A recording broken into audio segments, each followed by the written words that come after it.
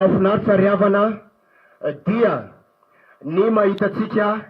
eny fana dia ny ambadimbadika anazy dia vorolanina izay andreny afatr'Andriamanitra. Raha ny alavidavitra any ianao dia ny ambara aminao dia zao: le afatr'Andriamanitra zay toriana sy ambara aminao eto amin'ity toerana ity dia mino izay raha tena mandray amin'ny fonao ianao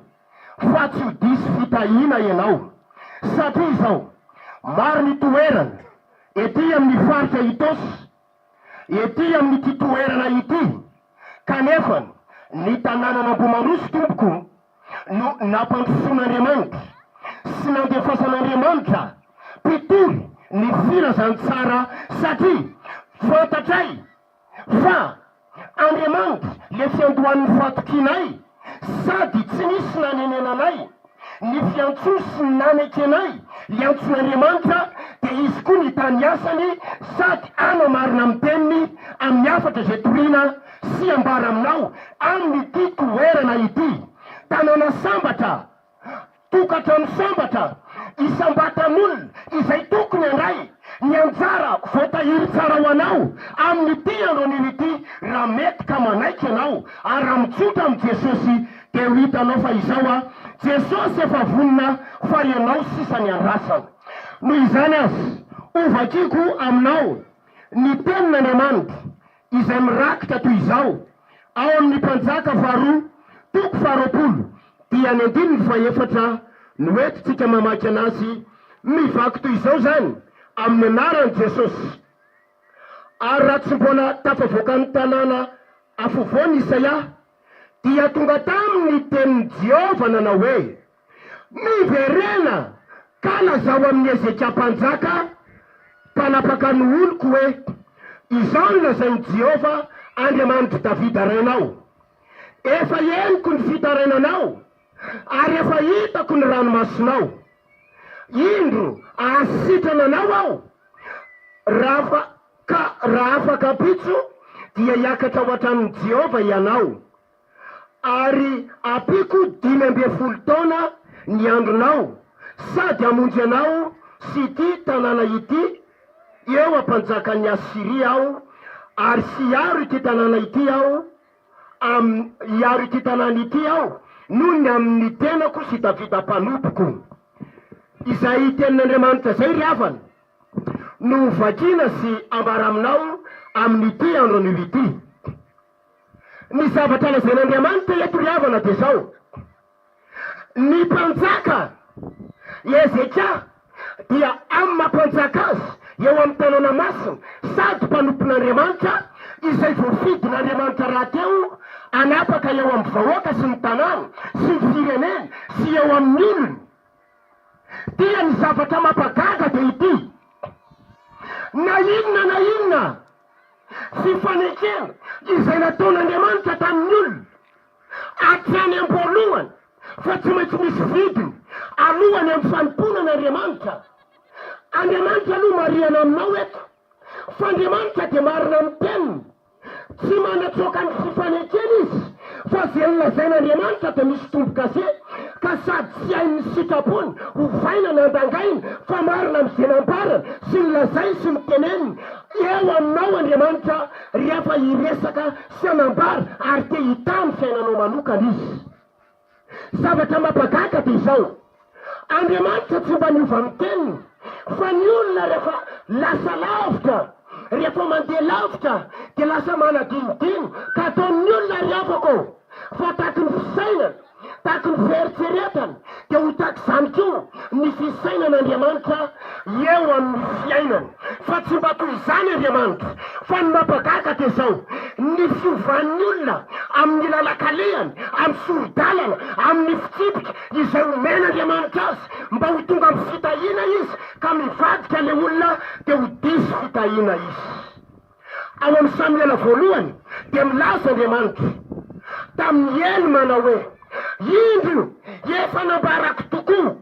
fa tsy diso zanakalahy eo amin'ny seza fiandrianany ao hoy Jehova, kanefa nonona ny tany zanakao sy ny tsy niarovanao anazy dia zao sanatry amiko i Jehova. Raha natateraka ny teniko izay nambarako taminao ry havako le teny mahafinaritra, mitondra fitahiny, mitondra fananganana, mitondra fanamboarana, mitondra fanasitranana, eny misy antoka lehibe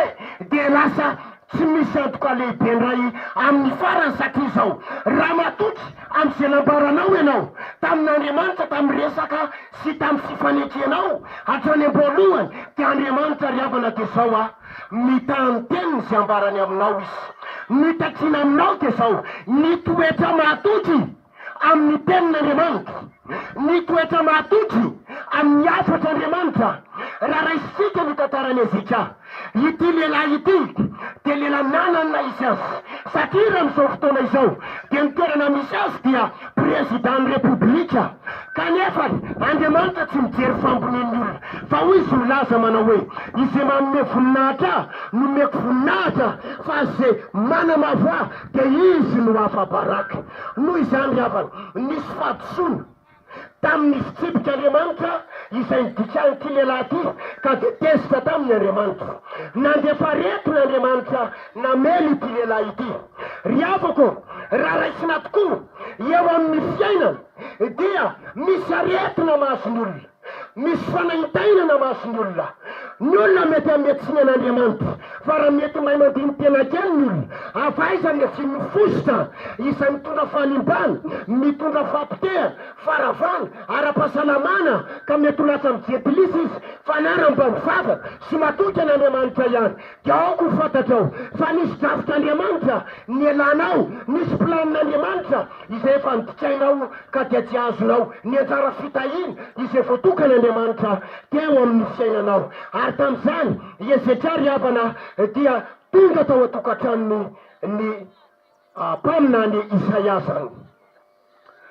Ary rehefa tonga tao ny mpaminany Isaia dia niteny manao hoe ho faty ianao, ho faty ianao e, afary ny akonanao fa ho faty ianao. Ary tamin'izany ny mpanjaka dia natavatra izy, ny antony zay zao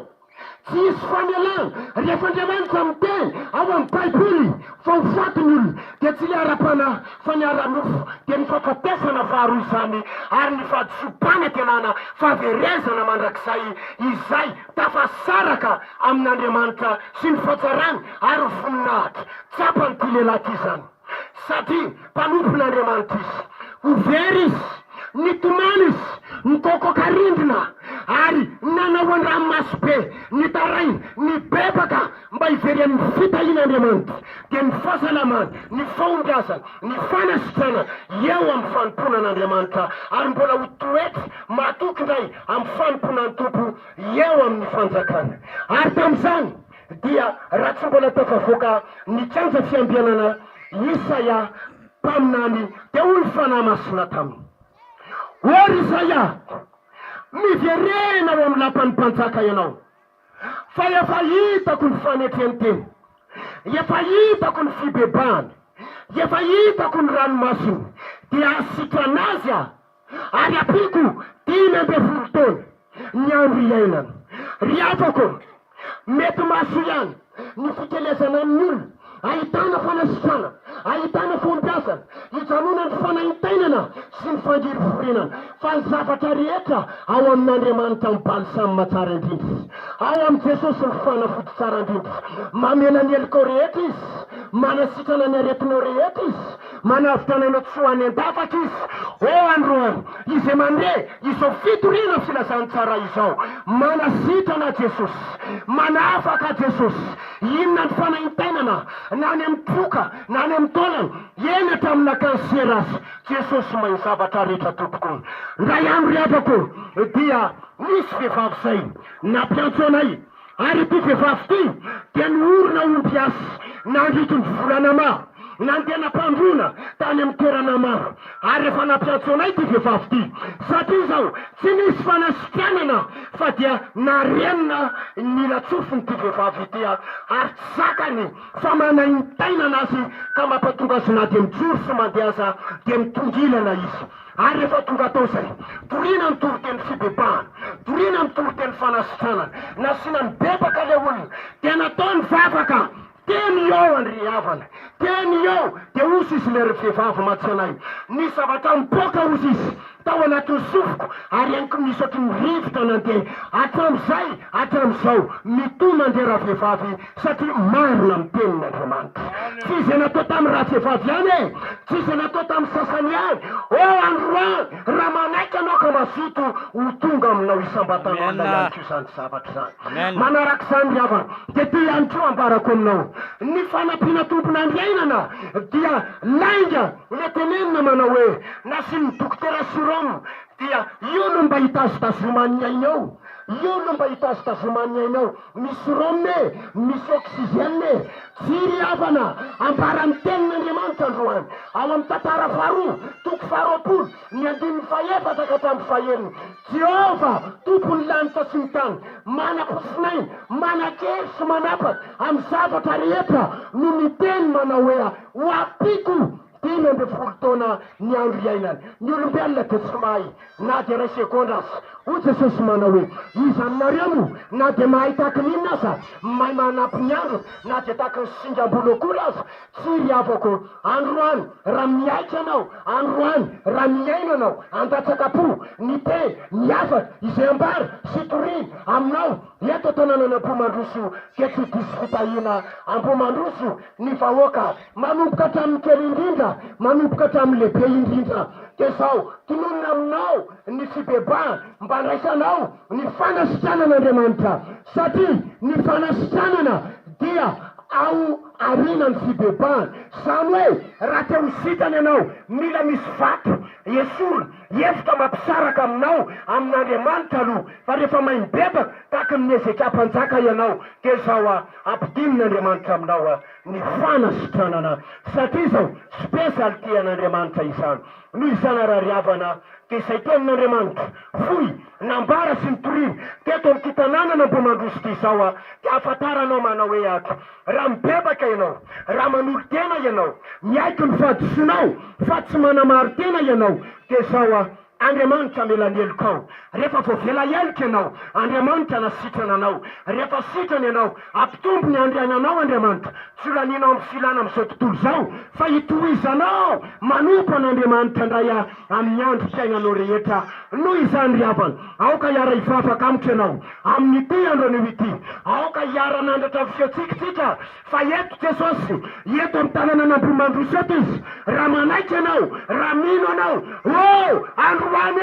ry tanànana Ampomandroso isaka talata ny fitoriana filazany tsara eto tsy misy zavatra zaraina aminao eto na ositra na fafy aminao eto na raraka na apoka eto fa ny zavatra tononiny sy lazaina aminao eto ny rano Jesosy sy ny dia kapoka ary ny hery ny fitsanganany tamin'ny maty raha manaiky sy mety anao androany tonga zavatra eto eo amin'ny fiainanao Jesosy. Ndeha hiara hivavaka aritsika andeha niaraka nandratra amin'ny feontsika aoka tsy manamary teny na eviteno zavatra ianao fa tsy amin'ny fihonana na amin'ny fotompolona fa androany raha manaiky ianao aondreny lohanao.